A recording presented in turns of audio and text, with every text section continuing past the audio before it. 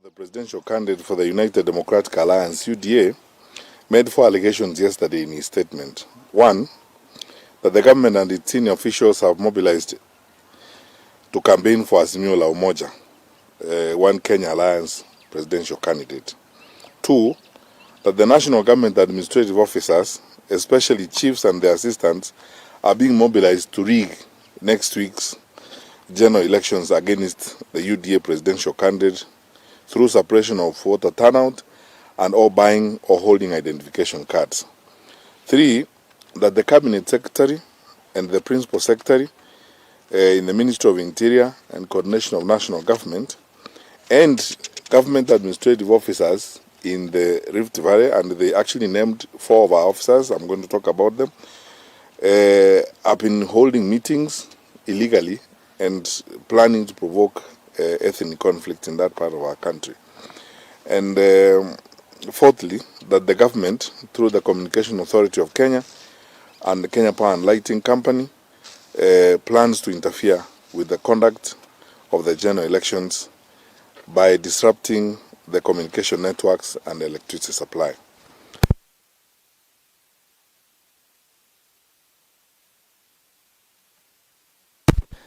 I have expressed clearance from the president to do this press conference because I couldn't if I didn't have clearance from the president to do it, because that is how an orderly countries run. Two, you go to the National Security Advisory Committee after that, and the National Security Advisory Committee is comprised of the technical officers, the heads of the security agencies, and the others, who manage the security institutions across the country. Then from there we go to the respective ministries, and from the ministries we go to the regions, from the regions we go to the counties, from the counties we go to the sub-counties, all the way to the sub-locations.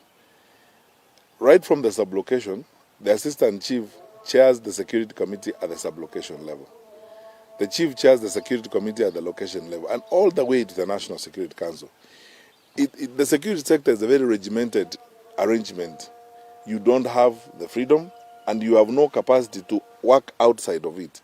When we take decisions, for example, if we have to communicate policy to the chiefs and to the DCs and to the regional commissioners, it has got to flow directly from the National Security Council. I am not aware, because there doesn't exist a discussion that has happened at the National Security Council authorizing us to meet the chiefs and instruct them to campaign for anyone.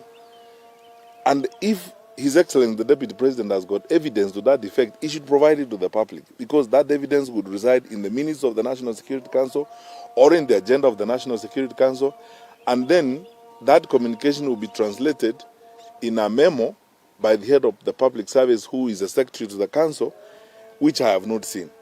I am not aware of it. Have public servants been mobilized to campaign for any particular candidate? The answer is no. Because that information would be resident in a circular by the head of the public service. I have not seen one. I have not seen any communication from the Public Service Commission itself to public servants. And public servants are all governed by a code of conduct, which is very strict on how these things are supposed to be done. Thirdly, my friends, all meetings we have with chiefs and assistant chiefs are held in public. We either meet in county commissioners' offices, in church halls, in schools. The most recent meeting that PS Kibicho and I had with the chiefs of Nyamira and Kisii was held at Tombe Girls, in a public school, a public place where everybody can access. Government is not a secret society. These allegations create an impression that government has been operating like a secret society. Government is not a secret society, which meets somewhere under a tree and conspires. We're not engaged in any conspiracy against anyone. And the things we do are guided by an agenda. And in most cases, we take notes of this. And I am not aware, and we have never had meetings anywhere to instruct chiefs or instruct assistant chiefs to do whatever needs to be done. Fourthly, which I think is an important point to make, the interface between national government and county governments in the implementation of public policy is done through the national government administration. We have worked with chiefs and assistant chiefs and our deputy county commissioners on 100% transition. We have worked with them on the war against FGM. We have worked with them on the gender violence. We've worked with them on a huge number of issues before. And we hold these meetings openly. Right now, as I speak to you, the Ministry of Health is running a campaign jointly with the Ministry of Interior on the triple threats, the resurging numbers of HIV/AIDS cases across the country, gender violence, sexual harassment, and so on. And the Ministry of Health officials and health parastatals are teaming up with chiefs and assistant chiefs across the country to hold meetings, such as happened in Kiambu last week, and the meetings are taking place across the country. If you see chiefs and assistant chiefs meeting with public health officials, that is what they are discussing. And all these people going there, how can it be that we go to those meetings to discuss elections or voting for this person or the other person? There's nothing truthful about this. All these are just lies. Plainly speaking. Have the PS and the CS been involved in mobilizing chiefs and intimidating them? How can you do it? Because we are bound by our constitution, we are bound by our law. We work in a manner that we know we must be accountable for the things we do. And for anything we do, we can and will be called to account, on anything we do.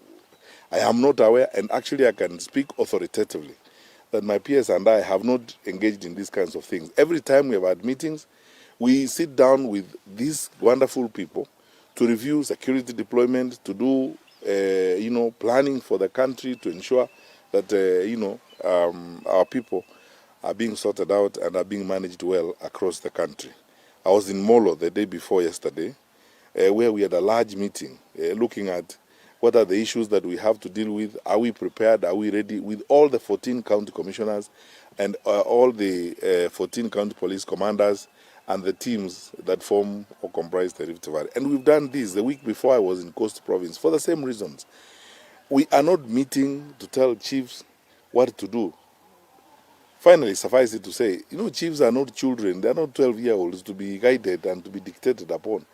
I can tell you for a fact, about half of the chiefs and assistant chiefs in the country are even older than me. Some of these are seasoned people, very experienced people, very well trained. We have relied upon them on a number of issues. Now, it's very sad, honestly, that the Deputy President singles out 4 of our senior administrators. The County Commissioner for Uasin Gishu, Mr. Kihara, the County Commissioner for Nakuru, Mr. Mbui, the County Commissioner for Trans Nzoia, Mr. Ojwang, and our Regional Commissioner for Rift Valley. And to make allegations that are not substantiated, my friend, even the most rudimentary way of addressing issues, even the most basic of common senses, will tell you that if you allege that a meeting has taken place, supply the dates and say, on 17th of July, at this particular time, Mr. Mali Mohammed, the Regional Commissioner for Rift Valley, met A, B, C, D.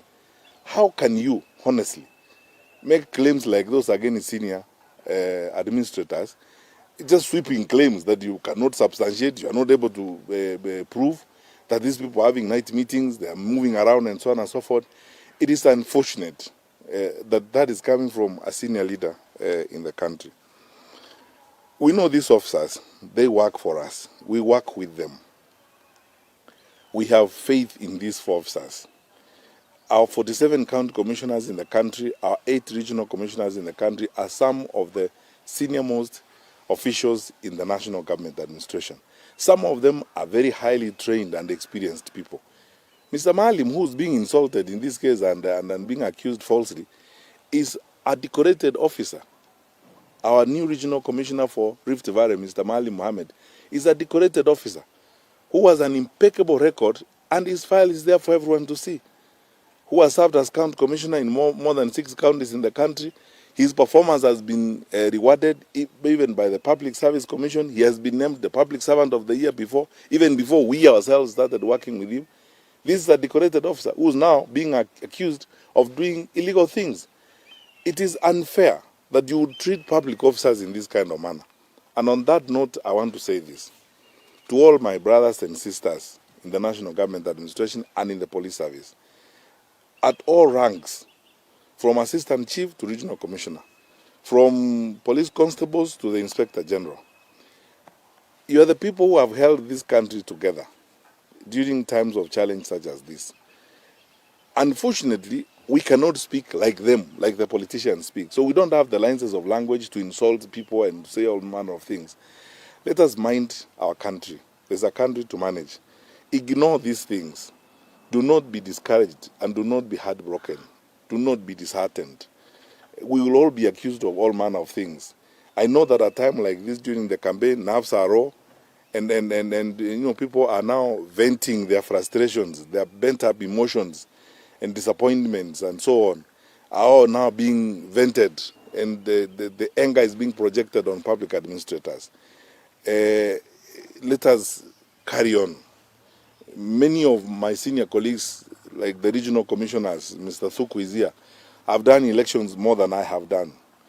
Some of our senior police officers who are standing here with me, our Deputy Inspector General of Police, Mr. Mbowa, DIG Gabo, and all these wonderful people, our own Inspector General of Police, Mr. Kinoti, you've done elections before, more than now.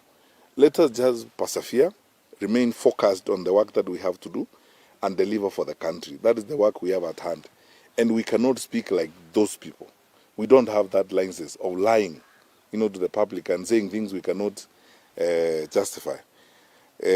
Unfortunately, though, I have also noted cases where members of that group of politicians even try to single out the chiefs and name chiefs and try to profile chiefs and so on. On that particular one, I want to be very frank. Mr. Kinoti knows this. We are documenting every one of these criminal activities because profiling public servants like chiefs and assistant chiefs, circulating their numbers and accusing them falsely, is endangering the lives of our public servants. These crimes are not covered by the statute of limitation. Some of these leaders need to know they can and will actually be held to account at some point in their lives for some of these things. People have to be responsible in the things they do. I can't stand up in the country and point out and say Mr. Gabo is doing ABCD when I have no evidence. So that now I incite the public against the DIG in charge of administration. This is irresponsible behavior. And this is unconscionable conduct. But for some of these leaders, they think it's fair game and it's okay to say the things they are saying and to do the things they are doing. But it's unfortunate for our country. Finally, and I'm going to give you a copy of this statement. Kenyans need to know this. The government has not mobilized any public servants to campaign for anybody, period. Chiefs and assistant chiefs have not been mobilized or instructed to campaign for anyone, period. We do not operate that way. Our responsibility is defined by the law. We are working very hard, working with fellow Kenyans to ensure we support the IEBC to conduct free and fair elections. That we shall do with commitment. We will look neither to the right nor to the left. We will remain focused on that goal to ensure that we serve our people. I am not aware of any scheme or any effort to influence the Communications Authority of Kenya or any effort to influence the Kenya Power and Lighting to switch off power. Sometimes in a civilized world, some of these claims, I find them too cheap and too ridiculous to even think about. And when they come from the mouths of senior leaders, you sometimes don't know whether to laugh or cry. It's so petty to imagine that an organization that enjoys such institutional autonomy and protection by the law, like the Communications Authority of Kenya, would resort to such primitive things like, interfering. We have said this several times before. I'm as Minister for Interior, I'm the one who would invoke the Public Order Act. We have said it several times because this is a matter that we have all discussed and agreed. We are not going to shut down the internet. We are not going to interfere with social media and so on. Why would we do that? Kenya is come of age. Kenyans are mature people. I agree with His Excellency, the Deputy President. It's true, Kenya has a shortage of fools. And I think that applies more to some of those petty claims that he's making and so on than anything else. Because really, how would you, Communication Authority of Kenya, with the reputation they have. By the way, people forget, we sit at the International Telecommunication Union as a country, at the ITU. We are very respected at the ITU. Kenya has taken its place of pride and honor in the ICT sector in the globe. How would we resort to doing some of those petty things like, shut down the internet, or CAK has been instructed by who? To do what? There's nothing. There's no evidence in any of those claims that have been made.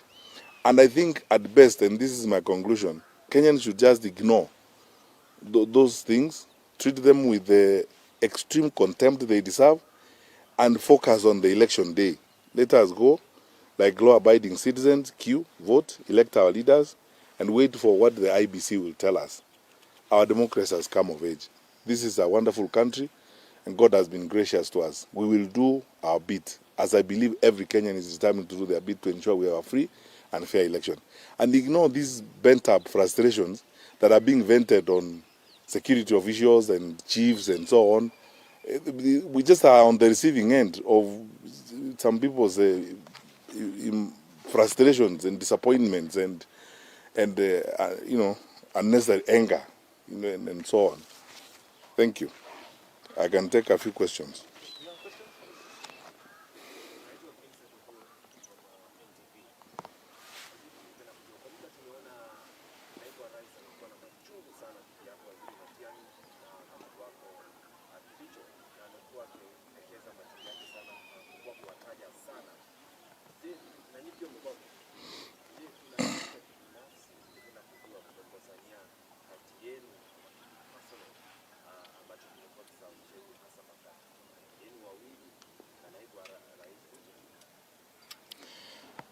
Sisi hatujamjibu.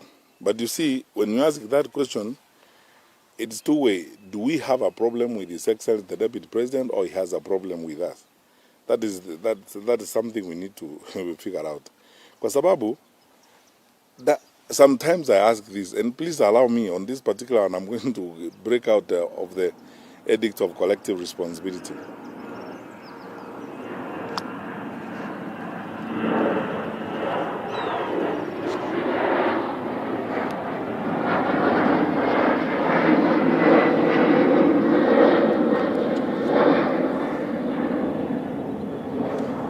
Yeah, so I was saying, on this particular one, sometimes I ask myself the question, does His Excellency the Deputy President think anything of anybody? If you look at our sector, there's a pattern to this. I may be mistaken to think, in my view, from the observations I have had, and I'll be very frank with you, that maybe there are two groups of public servants in his worldview. The group that would worship him and bows to him and kiss his shoes, which are the group of human beings, or the group that has the temerity even to say no or seek clarification, which is a group of animals. In our sector alone, who does he think anything about? Kinoti ni mujinga, Inspector General is incompetent, Kibicho and myself are animals, and it's a pattern to this. For the time I have been at the Ministry of Interior, I can say this publicly, he likes to quote God. But God is seeing all of us talking here. The pressure under which we have come before to even sack Natembea, for example. I have not seen a regional commissioner in Rift Valley that the DP did not want sacked. We came under intense pressure to fire Natembea, even as county commissioner in Narok, then as regional commissioner to fire him from him, insisting he must be fired, even without providing reasons why we should fire him.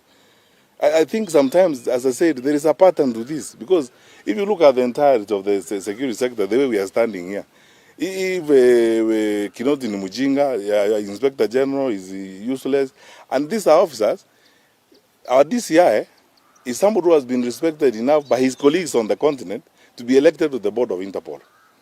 Our Inspector General is somebody who has been respected enough by his colleagues to be elected the president of Afripol. So, on full view of the TV screens, his colleagues, fellow inspectors general across the continent, see his senior insulting him and calling him incompetent. Don't worry about me. Maybe me and PS Kibicho are the animals he describes us to be, or whatever the case may be. Does he think anything about anybody? So it's a question where you should ask yourself, is it us who have a problem with him, or he has a problem with us? But I think for the record, and on this particular, and I can speak for my brother here, how can you have a problem with your senior? We don't have a problem. Hatuna shida na yeye at all. Sisi tumepewa majukumu ya kufanya, na sisi ni watumishi wa serikali. Tunafanya vile tunaamrishwa na wakubwa wetu. Na yeye ni mmoja wa wakubwa wetu. Lakini yale ambayo sisi hatuwezi kufanya, hatuwezi kuvunja sheria. Na hata yeye mwenyewe anaelewa. Wakati tumehitilafiana, wakati mambo anataka tuvunje sheria, labda hapo ndio shida iko. Labda shida ya Kibicho na mimi ni kusema la. Two letter word, no. Kusema no for something. And even these officers I know, vile wanatusiwa ni kwa sababu labda wakati mwingine wamesema hapana kwa mambo fulani kama hayo. Kwa hivyo sisi hatuna shida na yeye, labda ana shida na sisi yeye mwenyewe, lakini mimi sijamuuliza na sijakuwa na nafasi ya kumuuliza, na labda sitakuwa na nafasi ya kumuuliza kwa sababu najua katika protocol ya serikali, unajua hata mkono huwezi kunyoosha mkono kwa mkubwa wako, unangojea mkubwa wako akusalimie. Yeye mwenyewe ndiye anakuambia vile tunaendelea. Sasa siku ile atatuambia vile sisi ni nyang'au ni nini, sote tutaendelea tu, lakini nafikiri wazazi wetu wanajua hawakuzaa nyang'au, walizaa binadamu.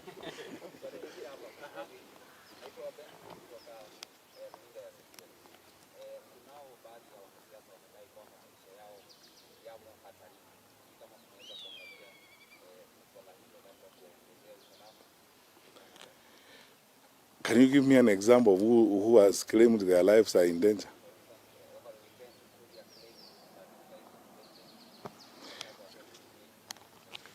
Please, let me explain this, and my colleagues here will allow me to say something which is not usual. The decisions we make in the security sector are driven by data and accurate information. The Inspector General or the DCI or the DIG Mbogo or DIG Gabo will not make a decision based on whims or ordinary things. And we collect information on a regular basis all the time. And we are driven by data. You know, we are intelligence-led in the decisions we make. There's something in the security sector we call a threat profile. Threat profile is when we wake up in the morning, and most of these gentlemen who are standing before you here, we start interactions from as early as sometimes 4 a.m. in the morning or 3, or sometimes depending on what the night has thrown to us, we are awake all night. We look at what are the major threats we are facing as a country, and we start working on them. And we have a threat profile where you look at, you know, Al-Shabaab is now giving us problems, blah, blah, they're targeting this, they're doing this, and so on. Then you go all the way from number 1 to whatever number, as it were. Your deployment and your focus, or if you are going to follow somebody, it is because you believe that in that threat profile they rank very high. I've said this before when I was called to Parliament one time. Some of those individuals who are saying that the police are after them or they are threatening them, in the threat profile between number 1 and 500, they are not there. Which means there are people, even a cockroach cannot spend time thinking about. Because you see, they are no threat to anybody. They are doing their job as politicians. They are talking. You know what wanaongea. And talking is not a threat. Because you see, that is what they are paid to do. Because if you are a politician, your practice is in kuongea. Which means as you talk around, even a lizard passing around is not worried about you. So why should Mbowa deploy police officers after you? You are not a threat to anybody. In fact, if anything, you are only a threat to yourself. You are not a threat to anyone. So I don't understand who those people are who are claiming that their lives are in danger. But anyway, the truth of the matter, and many of them,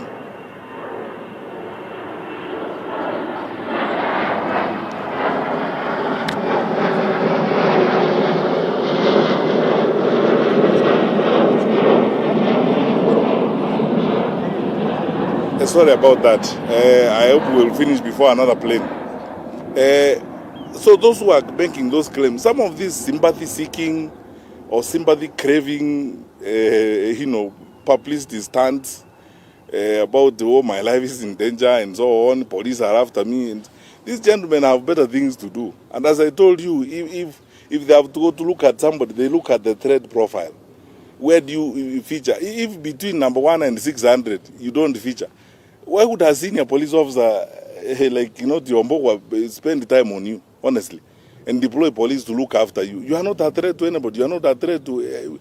You are not a threat to anybody. If anything, you are a threat to yourself. So why would we now say you put police officers behind you and so on? So people keep making all these silly claims around. But anyway, anytime anybody has come up and said, I have a problem, and genuinely there is a problem, the Inspector General has always deployed. In fact, even this morning I was meeting some observers who are asking me, there are political leaders who are saying they need more security. Anyone who has walked up to the Inspector General Police or any of his structures and requested for additional security will get it. And let me repeat it here again today. Wherever you are, Mr. So-and-so, Madam So-and-so, wherever you are, if you feel that you actually need more protection and more security, please walk straight to the police station next to you, talk to the OCS there and report the matter, or look for your sub-county police commander or your county commander, whoever you will meet. We will give you security that you need. It is your right. We will not be doing you a favor.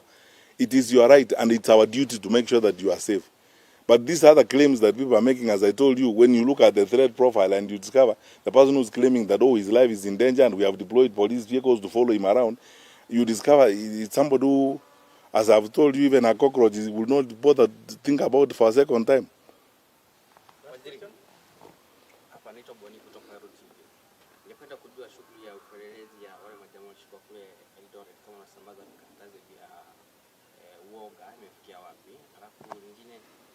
Serikali ifanye mambo kwa giza, lakini kwangu hivi ni kuna giza pale. Kuna wale majamaa wa Venezuela waishiko, alafu idea akaongea na waandishi wa habari kusema kwamba shughuli imesuluhishwa na mambo yamekuwa sawa sawa. So sijui ili suluhisho vipi, ninapenda kujua. Alafu la mwisho kuna DPP nyumba yake imerudi vya asubuhi na inasemekana kwamba ni kwa sababu alikuwa ametoa alikuwa ameelekeza kwamba Junet na kina Joe wachunguzwa kwa ile video ya naibu wa rais. Unajua sasa, now that is where we part ways, because you know security matters. You cannot subject them to propaganda, you know, and gossip and all those kinds of things. First of all, as a rule of thumb, I tell you, my brothers and sisters, you know this for a fact. You also want a responsible minister of interior in your country. When investigations are going on, as a rule of thumb, and our DCI is here, we have agreed in the security sector. We don't run sideline commentaries when investigations are going on, because then we interfere with the work of the officers who are, doing the investigations. The matter of the rivulets, some investigations are going on. We've already taken some people to court, and we are continuing to look for more information so that we get to the very bottom of the matter. But the process of punishment has begun.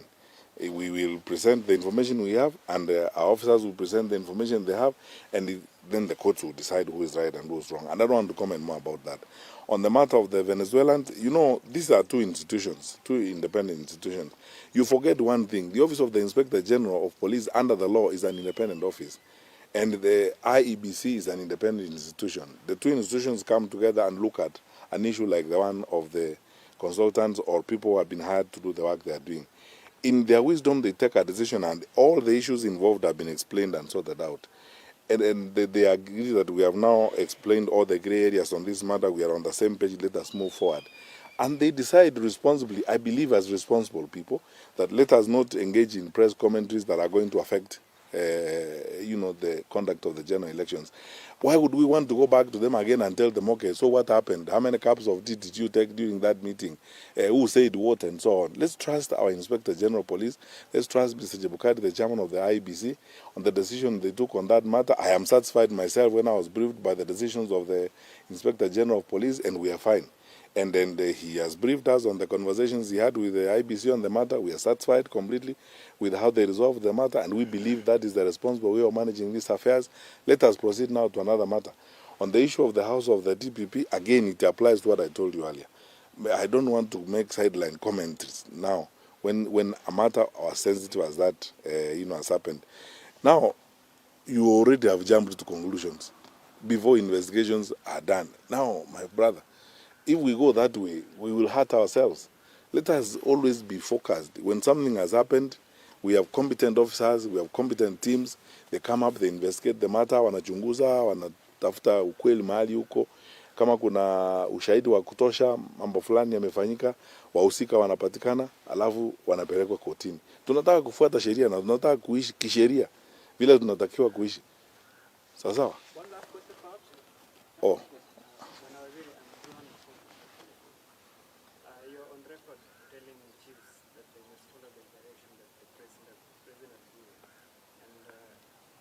Also been publicly campaigning for the don't you think, as a high-ranking official, don't you think this amounts to pressuring officials to take a side? No, I will explain, and those are two different issues, and thank you for asking me the question.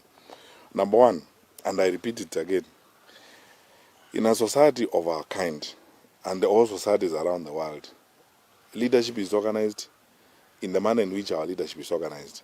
Can you imagine a case where the president says one thing and the minister says another and the inspector general says another? We don't want chaos in our society. In the security sector, when it comes to policy and implementation of government policy, we queue behind the president. That's what I've told chiefs. If the president says 100% transition from primary to secondary, and I want every child in school, how can you not do it in your location when you are a chief and the president has said that? If the president has committed himself, even at the UN, on goals that we must meet on this FGM thing, how can you tell me as a chief that you're not going to go around the villages to fight FGM, because that is what the president has said, and that is what national government has committed itself to. So this is what we must do, and I will repeat it again.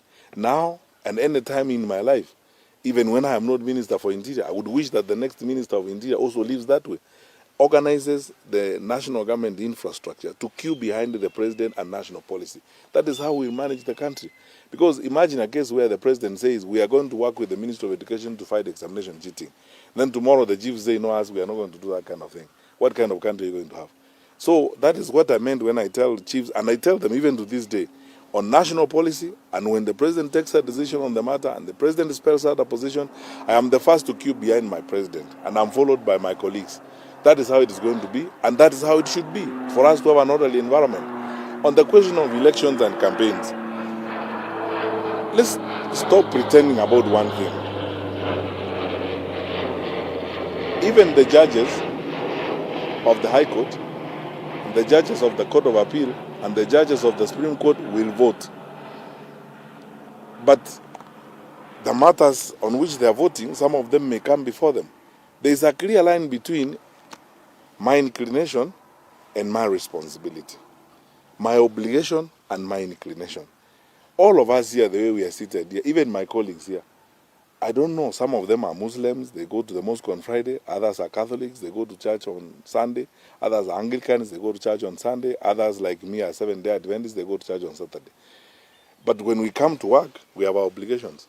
I will not wear the lenses of my religious inclination. I will not wear the lenses of my faith. I will, if you come before me, I will not ask you where you belong to and where you come from. I am not supposed to do that under the law. I have an obligation, I have a legal obligation. So there must be a line drawn between legal obligations and personal inclinations. To pretend here that people do not have any, even our officers, police officers will vote. They have inclinations, they may have preferences, but they know that when they wake up in the morning and they are wearing kofia, kirauni, now anabeba bunduki, they are going to work, they are going there to serve every Kenyan. And they will not ask every Kenyan, where did you vote? No, no, no. That's you're not allowed to do. So let us agree on this particular matter. There's a very clear line between obligations and inclinations. And there's nothing wrong with people having, inclinations. That's why we are a democracy. That people have opinions, they have preferences, and no one forces anyone to. You don't have to agree with me. You don't have to I don't have to agree with you. But I can express myself and say, as far as I'm concerned, I think this is the way we should go. That's my opinion.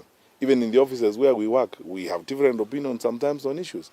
But we don't sack people because they have expressed differences of opinion, because we understand the line between obligations and inclinations. And this is what people oftentimes confuse and so on. The Constitution says the President will appoint cabinet ministers who are technocrats. It doesn't say the President will appoint robots, switch on and switch off robots to the cabinet. Then again, by the way, some of the politicians who are hypocritically parroting that around the country are the same ones who keep saying, perhaps we should have ministers who are elected members of parliament who sit in parliament. So what is what? Because these contradictions sometimes are interesting. Let's be very plain and very clear. I will not lie to you. I have inclinations and I have preferences. But I'll also be very sincere with you. I will deliver on my constitutional obligations without fear or favor. And when it comes to that, I will remove my inclinations and serve every Kenyan as I'm supposed to serve. And I've done that before. And everyone else who's serious has done that before. But let's stop these excuses, saying, oh, you have expressed preferences and so on. We express preferences all the time. That's why you are dressed in jeans and I'm dressed in suits. I mean, that's a different way of looking at things. Thank you.